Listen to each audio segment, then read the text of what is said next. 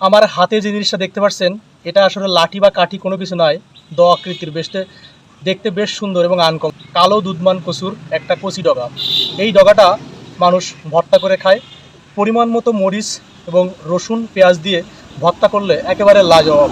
আপনি এটা খেলে দ্বিতীয়বার খাওয়ার জন্য অবশ্যই বলবেন। সত্যি ভারী সুন্দর অপরূপ এই কচুর রূপ, যেটার পাতার পত্রবিন্যাস অত্যন্ত মাধুর্য সম্পন্ন এবং এর রঙটা দেখেন কি অপূর্ব। শিল্পীর ক্ষমতা নাই এমন রঙে রঙিন করতে বা এমন ছবি।